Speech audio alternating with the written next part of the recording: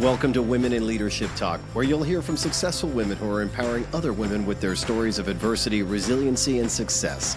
And here is your host, Vicki Bradley, founder and CEO of Women in Leadership Empowered.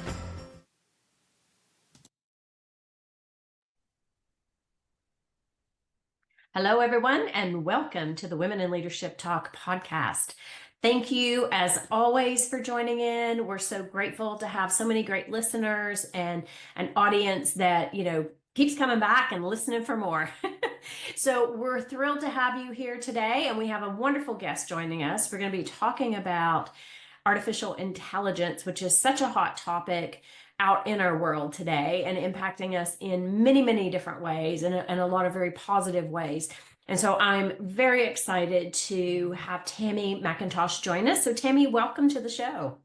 Thank you so much for having me. Well, we're thrilled to have you here. And let me give you a little bit of background on Tamey, and then I'm going to let her fill in some of the blanks. She has a very extensive career, but Tamey is the co-founder and chief operating officer at Braiyt AI. She's also the president of Global Sensor Systems.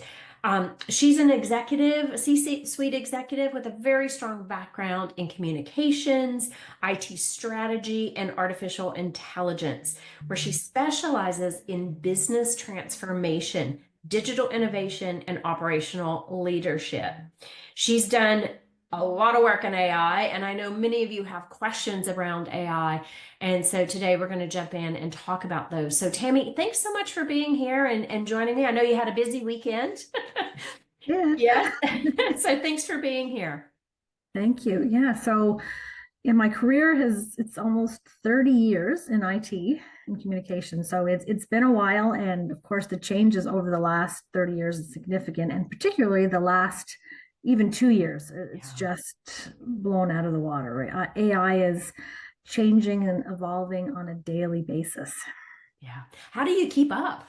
Because you're right. I just as a user of things, it's like every day is like, oh my gosh, I have to learn something new. Yeah, you really do. And, people say, well, you an AI expert? And no, I'm not. And I really don't know if anyone is anymore. It's just evolving so quickly. So it's almost you have to pick your little niche and dabble in everything else, because it's just multiplying so quickly. There's so many facets of AI and machine learning and things, and now quantum and AI intersecting. So it really is a fast evolving world. So you do what you can, you pick your section, and you'd have to basically be reading all day long if you wanted to stay up to speed on the breadth of AI. Wow, well said, and that's very, very true. So let's talk a little bit about your story, right? And what really drove you to take on this, fast-paced, constantly evolving journey of AI, and also the sensor-based solution. So, just give us the color to so we understand more of who you are and how you got here. Because I'm crazy. Really, it's I love technology. I love change. I thrive on that stuff. And as I mentioned, I was in IT for 30 years, and my business partner with Braiyt, we'd crossed paths many times over the years. I consulted for him. He was my client. So we sort of intersected. And back in October 2018, he reached out to me and said, you want to go for coffee? And I'm like, oh, he wants me to consult again. And I was looking for a change, right? I didn't want to do that, but loved him. So I'm like, of course, go for coffee. He said, I'm starting an AI company and I want you to be my co-founder. And on the spot, I said, okay. And I came home. Don't need to talk more. We got it. We'll do this. My husband's like, well, what does that mean? I said, I actually have no idea what that means, but I love it. Journey, right? And so that's how I started with Braiyt. It was just, two people who were complementary. He's a real visionary, and I'm much more execution, right? So we were a really good team, and we started Braiyt, and then we moved a lot of our business is now in Dubai. So we have a joint venture in Dubai, Braiyt MENA. So he's over there. And so I'm just doing basic operational stuff and smaller projects. So I got bored and ended up at Global Sensor Systems. And one of the reasons I think they were happy to have me is that I had the AI experience, and they've been working on an AI version of their automatic reverse braking. And so I was a good fit to help them, get that to market. Yeah. Love it. Love it. So I want to take a pause there for just a second, because I think even just how you started the conversation is so important for our audience. An opportunity presented itself and she said yes. She didn't overthink it. She didn't go into all the detail. And, oftentimes when I'm coaching women, especially, it's knowing when to not second guess yourself. Just say yes, right? Like, you can always walk away from it if it's not what you wanted. Yeah, but you just don't know until you try. That's right. That's right. You don't know until you try. Love that. So that has, okay, first of all, then you said I got bored. So she's the co-founder, COO, and now president of a totally different company. So how are you, I hate using the word balance, because when I say balance, people think 50-50, right? Like it's a scale. That's not what I mean, but how do you juggle, let's say it that way, Both. all these, multiple responsibilities that you have? And because technology is changing so incredibly fast, how do you stay on top of that and create some kind of harmony for yourself? Right. That's a really good question. Because Braiyt MENA, which is most of our business right now, is in the Middle East, the time difference helps me significantly. Okay. So early mornings, I work on Braiyt MENA, and then I say 9 to 5, but it really isn't 9 to 5. My 9 to 5 is global, and then evenings, I'll work on either. So I work a lot, but Okay. I truly love working. People will say, you have to have balance and me time, and I do, but if I just go outside for a walk or walk my dog, I'm happy with that. My husband and I will walk down to the coffee shop and get a coffee together. Well, that's a date, right? You have to not lower your expectations, but take joy in even the small things. Well said. Well said. And I am a wife and a mother of 3 children on top of this. Now, luckily, my children are older, so it's not, mommy duty all the time, but still mom. Yeah. That never ends, no matter what age they are. Okay, so clearly you enjoy the challenges and having the multiple priorities all the time coming at you. And I am a big believer in me time, only because of my own journey, because like you, I spent 30 years in corporate environments and became, had started having some physical health issues and had to make some changes.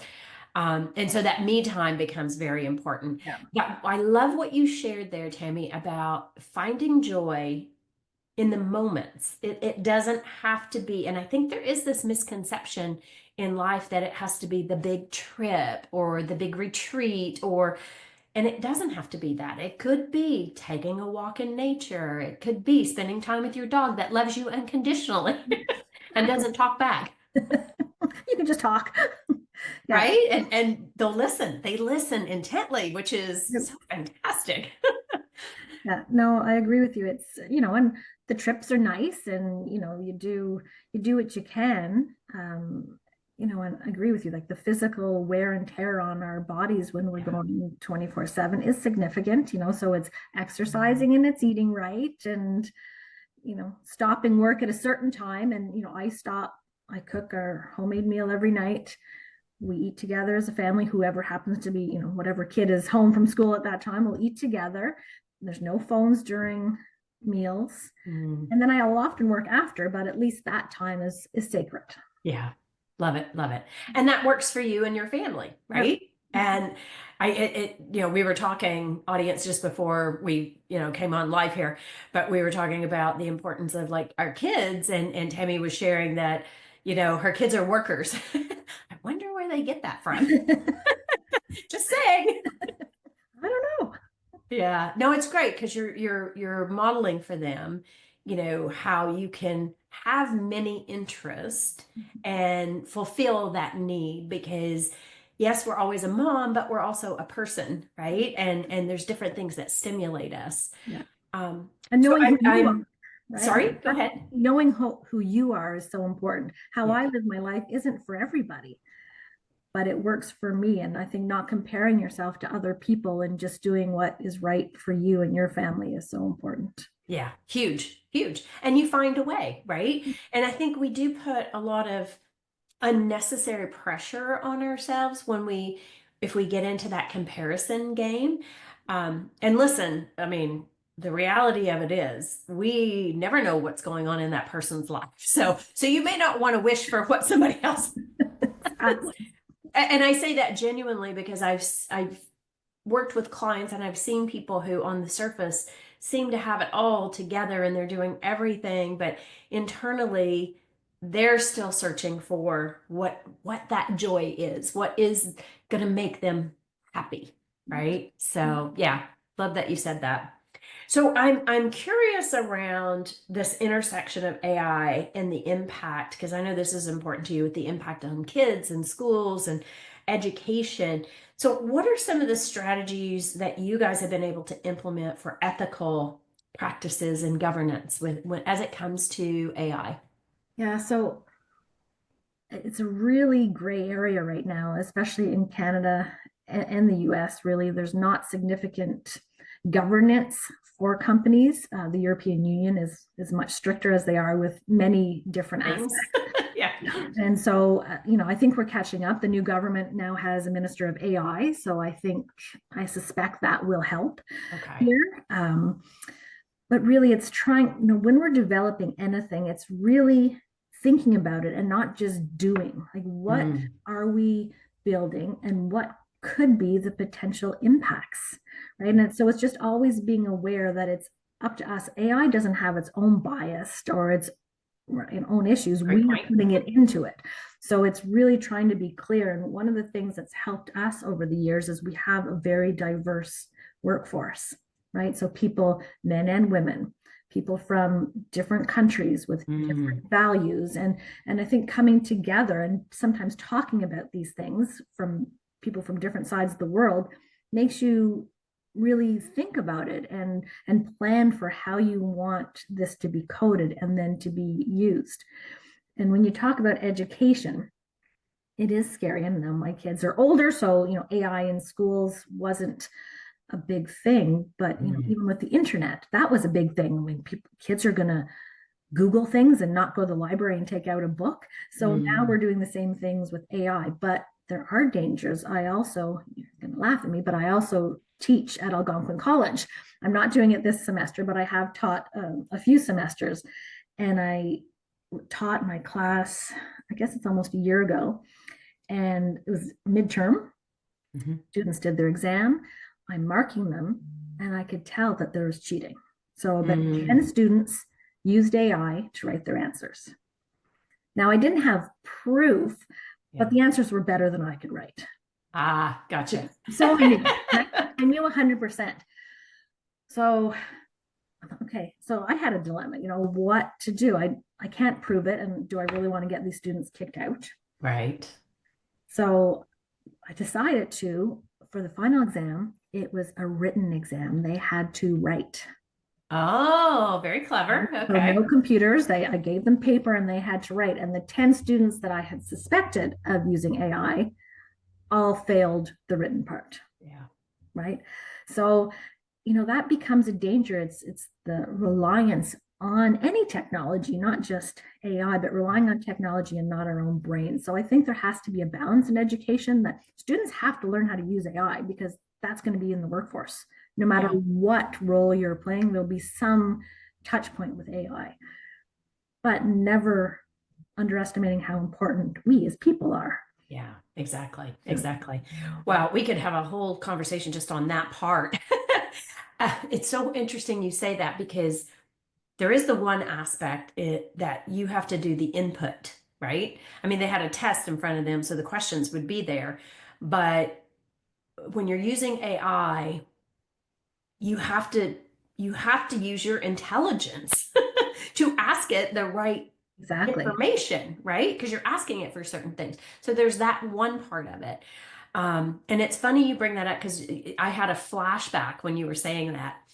Years ago, when I was the president of the Bombay Furniture Company, I don't know if you remember this, Tammy, when we had that blackout in like the Northeast US and in Canada, and we had a blackout for, I don't know, I think we were like 4 days or something. Do you remember that? And it was But in the August. summertime? Yeah, Yes, it was in August, hot, hot, hot. exactly. Anyway, I remember we were working and we all lose power. And my team is like, well, what do we do? And I go, what do you mean, what do we do? Because we were all reliant on the internet, right? And you're doing Excel spreadsheets. And this has been years ago now. And I said, well, gosh, let's just do it the old-fashioned way. Let's pull out pen and paper and a calculator, because the calculator does work. And you would have thought they thought I was crazy, right? They were like, what do you mean? Like, we're just going to go home. And I'm like, no, we're not going home. We have deadlines to meet. We have orders to get, into the system. It was so funny. But to your point, when we become so reliant on it, it can handicap us, right? And so it's doing a lot of good, but we all know that when there's a lot of good, there can also be the shadow side to that. So that's one example. What might be some other examples of where, there's good, but there's also a shadow side to AI? Even in the medical field, for example, there's great advances of AI in imaging, but there has been misdiagnosis as well. Now, but on the flip side, doctors misdiagnose as well, right? So it's anything. I don't think the technology is inherently good or bad. A car is good.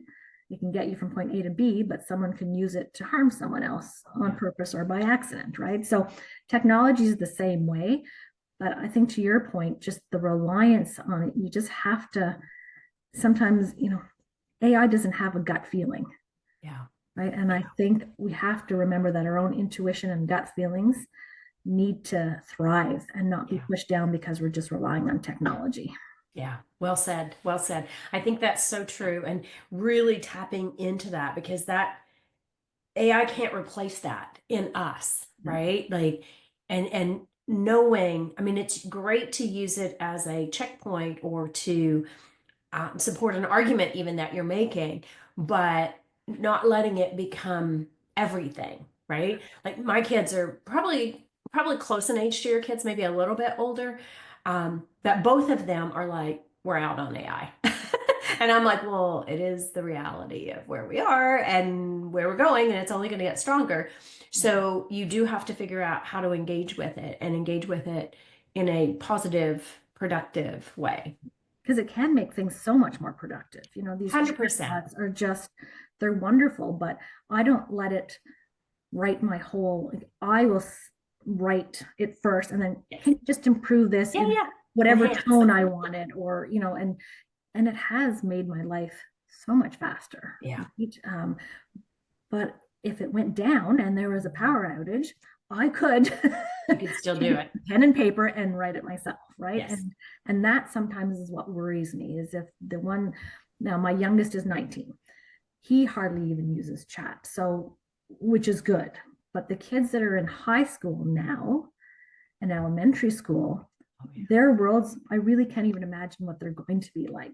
So it's really going to be a challenge for parents and teachers and governments to find that balance.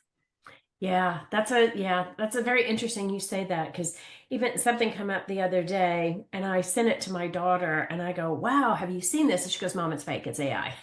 I was like, how do you know that? And so then she explained it to me, and then I was like, oh.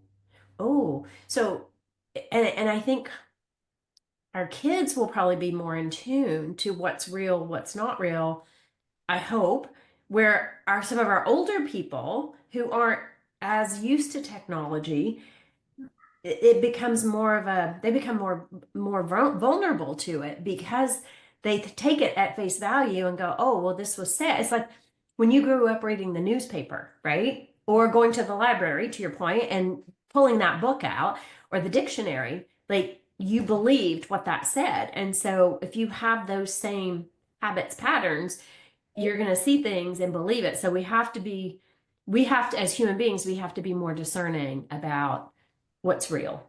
Exactly. Yeah. And I think it will become a bigger challenge as we move forward. So, what are those cues to let us know that it is fake? And it's like anything else. When you're doing research, you just don't listen to one source, right? Yes. You have to have multiple sources. So I think just that basic principle that's been around forever, we have to apply it to this, right? If it's just Oh, well source. said. Yeah. I think that's important. 100%. Yes, yes. Don't take it for face value. Yeah. So, what are some of the socioeconomic um, things that you're seeing currently that's happening? In AI, I think the biggest worry of AI from day one is that it's going to take over all our jobs, Yeah. right? Will it take over some? Probably, right? Repetitive tasks, analytics, that sort of thing. I think it probably already is, but it's making so many jobs, Yeah. right? It's just, you need people in so many, I would say soon it's going to be any industry, you're going to need AI personnel Mhm. to figure out what's coming in, how you can improve. Like if you're improving processes using AI, you still need someone to help manage those AI. 100%. Right? So I think it'll balance out, but I think for some people it is scary Yeah. because it definitely will affect a lot of people. But there's industries that'll probably never really affect, Mhm. the trades and those things. You're going to have to use your hands and be a plumber and get under that kitchen sink. Yeah.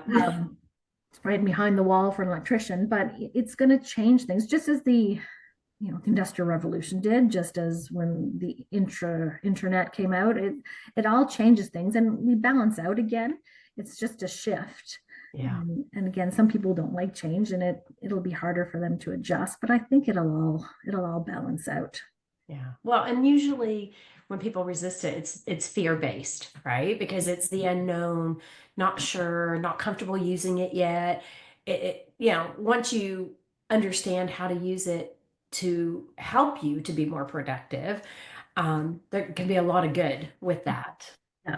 Well, there's some companies that are really encouraging their employees to use AI just to make them more efficient. And Yes. they have done studies within the companies, and they'll say it's a roughly 20% improvement in productivity between Yeah. those who are using it and not using it. Yeah. Right. So I can look tell you better. that even for myself, right? Like utilizing it for presentations as an example. Like if I was sitting here, if I had to go on Canva and create it myself, I'd be in big trouble. But I can populate what I want, right? And then it can help me create.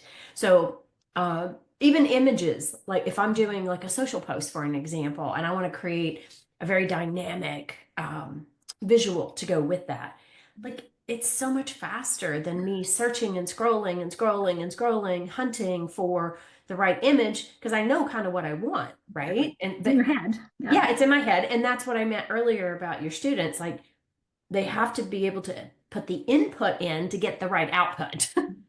100%. Yeah. Yeah, And that's AI in general, even when you're coding, right? It's data in. So if it's garbage in, it's garbage out. that's right. So That's it's right. the same even on our personal use of AI. If you're very clear with your instructions, then you're going to get a better output. Yeah, exactly. So I'm curious because earlier when we were talking, you were talking about how fast AI is moving and quantum. Can you talk a little bit about quantum and what that means in more layman's terms? Like I hardly understand quantum, right? It's these giant machines. Like I'll ask our AI developers, I'm like, what are you guys talking about? Because they're in talks with quantum companies and how we can merge. And Mhm. really, it's I think it's the most important thing. It's the speed. Things will just be able to go even faster than they are Yeah. now, and which is actually mind blowing because things are so fast. And it's going to be the intersection of AI and quantum. And even, gosh, it was probably 4 years ago, there was an RFP came from the government on a quantum project. Mm. And so, governments have been thinking about it and big companies have been thinking about it for a while, but it's still not mainstream. And to be honest, I don't know if it's ever going to be as mainstream as AI is, or is it going to be more behind the scenes and just do Mm. things? Good point. I really don't know, but it'll certainly be interesting to see. That will be for sure. Okay. Yeah. I think of quantum in different ways, like even from a spiritual aspect. Quantum comes into our world in many different ways. So I was just curious on your thoughts on that. So, I know that with AI, like there is this fear, right? Like to your point about it's going to take over our jobs. Is it going to take over our world? And of course, there's some of the old movies where the computer takes over. A lot of And people, movies. right? And people go, is that what's going to happen? But there's also a lot of, I think, really important initiatives. You talked about healthcare could be one, right? I've had some personal experiences with that. When I couldn't get in to my own dermatologist, who I've had for 20 plus years, and they were like, oh, he's backed up. This is a new issue. He can't see you. You're going to have to get a new requisition or new referral. And I'm like, what? Are you kidding me? But there's this company called Skinopathy, and they use AI to help identify what it is. So literally within no time, she was able to say to me, you don't have skin cancer, so don't worry, right? What you have is it because I have an autoimmune issue. She says it's just another version of your autoimmune issue, but it is not skin cancer. So the relief that I felt from that was huge, right? Because in my mind, I was like, okay, I don't have anything like this. It must be skin cancer, right? And then you go down that rabbit hole. Of course we do. That's just human nature that we're gonna think the worst, right? And I kept telling myself, no, no, no, it's fine, it's fine. Anyway, it was fine.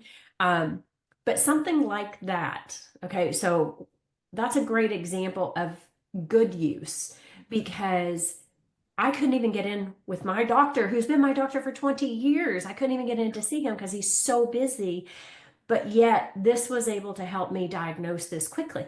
I subsequently did get in with him a little bit later, and he concurred. So now I had the human version and the AI version. So there is a lot of good, but there's other things that are, I think, really important that AI is able to help with.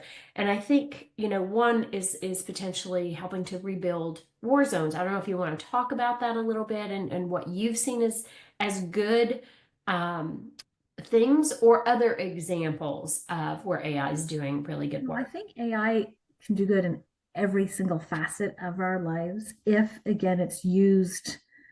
Like I'm one of those people who I like to see what the problem is first, because often people come to you and say, I need an AI tool to do A. Yeah.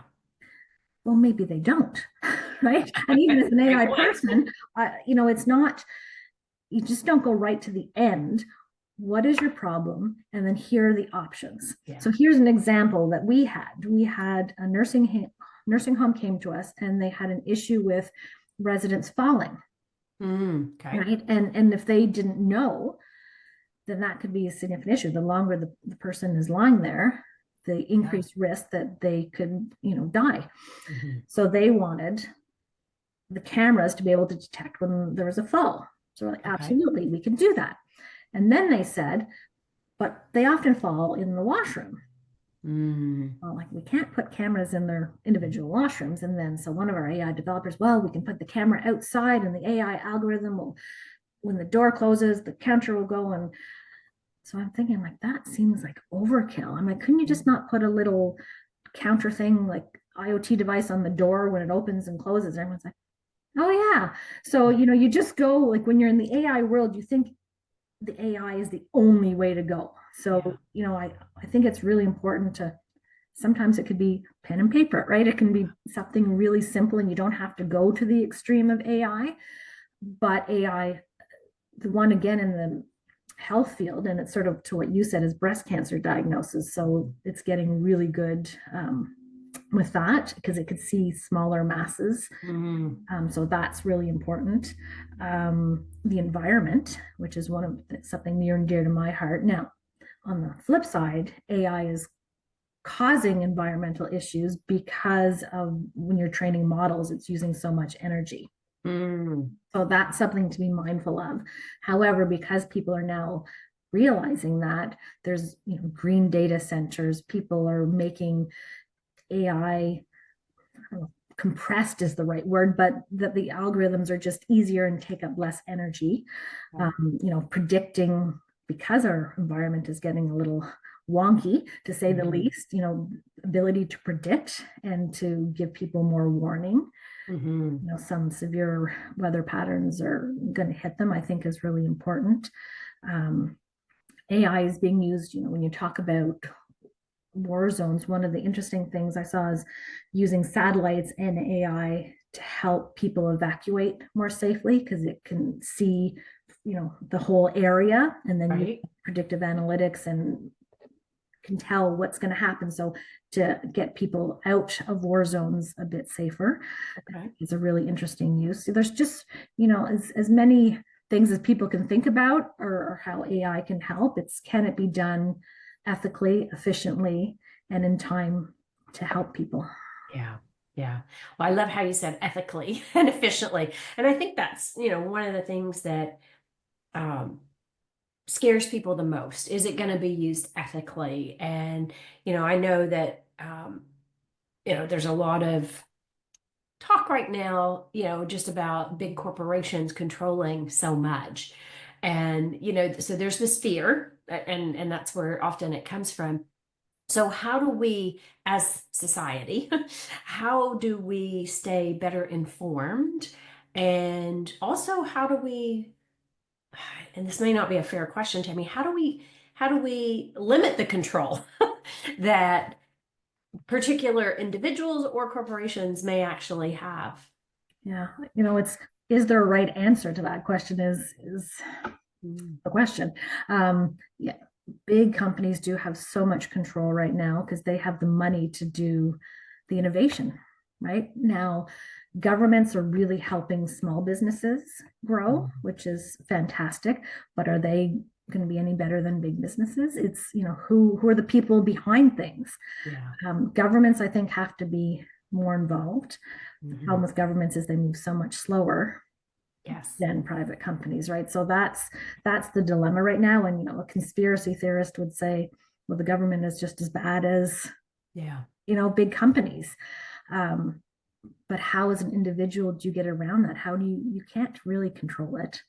You just have to be mindful about how you use it. And if Mhm. you're not satisfied, just as we're now so good at reading labels on food, Great, great example. and so, we, whatever's important to us, we'll Yeah. read the labels and you choose to use it or not.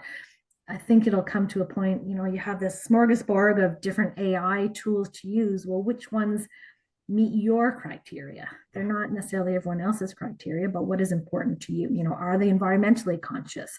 Do they support things that you don't support? So Mm. it's a little more work at this point because we don't have labels on AI at the moment. But maybe we'll come to something like that they'll have to give a better description of how they created the models, what they did to be ethical, what they did to be fair, and that might help us as individuals decide what we want to use and what we don't want to use. That's a great example. Yeah. No, I love that. And it's so interesting you say that, like, um, because you were talking about food, but it's not just food, it's also cosmetics and skincare and Yeah. shampoo and body wash, all these things, right? Like it's choices, whether, and we do that because of environmental friendly or whatever is your value system. Yeah, so that's a great, I love how you brought that together. That's a beautiful example. So I know we need to wrap up our time here, but for those listening in the audience, if they've never used AI or if they're nervous about AI, what would be one or two tips that you'd want to share with them to encourage them to at least try it? Well, I give talks on AI, and it's funny, you've touched on a few things. I always start with the scary movies, right? Because Yeah. that's what people view AI, but everyone who's listening is already using AI. Yeah.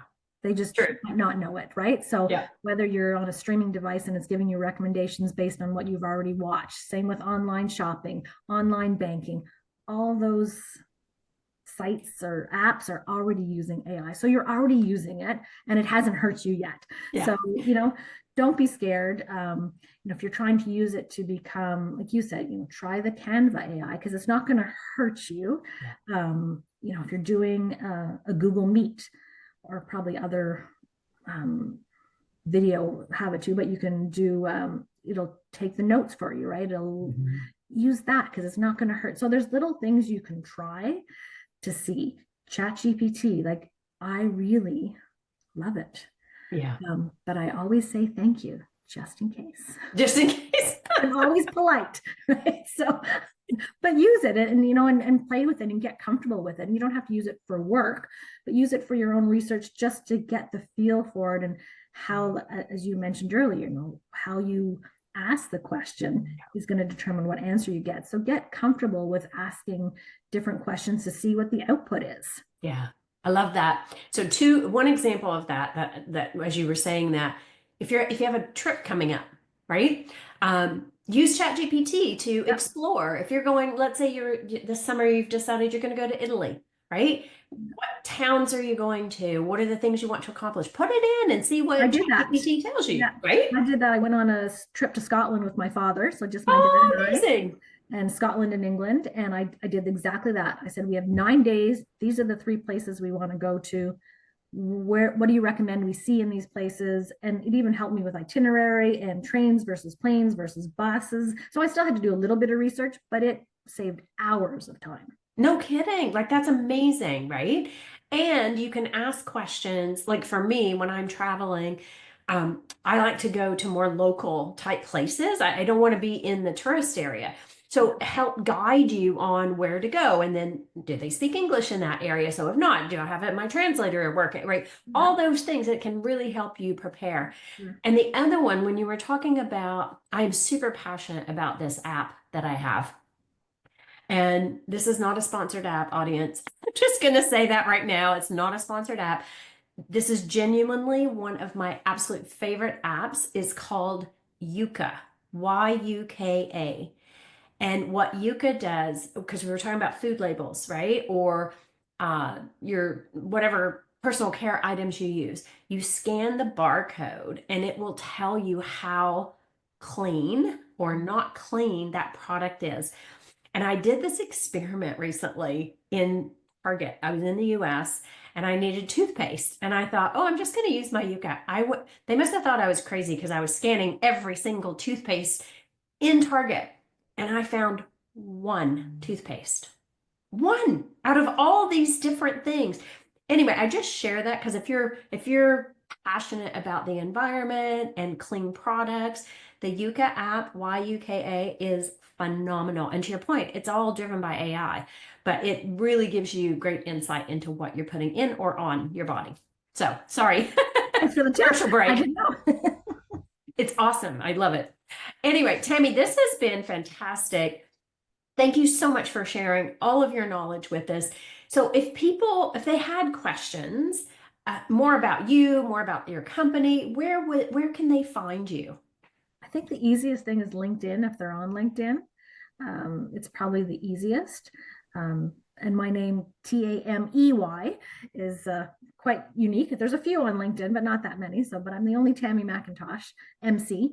So, hit me up in LinkedIn and we can connect. And I'm always happy to talk to people. I really love discussions. I've learned stuff from you during this call too. And I think it's just so valuable to sit down and talk with people.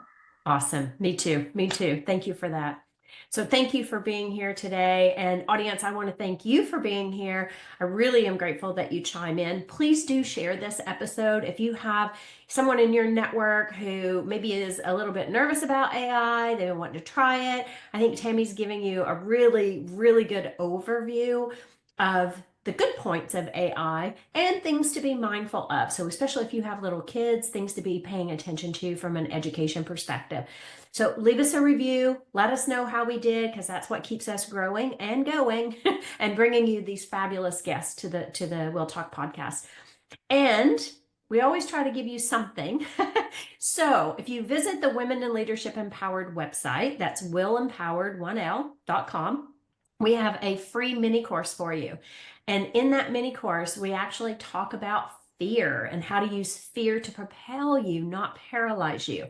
There's also an episode on habits. So register for that. It's a free course. Won't take you that long to take it, but there's some great insight. So thank you again, everyone, for being here today. And we're grateful to have you as followers to the Women in Leadership Talk podcast. Tamey, thank you again so very much for being here. Thank you so much. It was an absolute pleasure.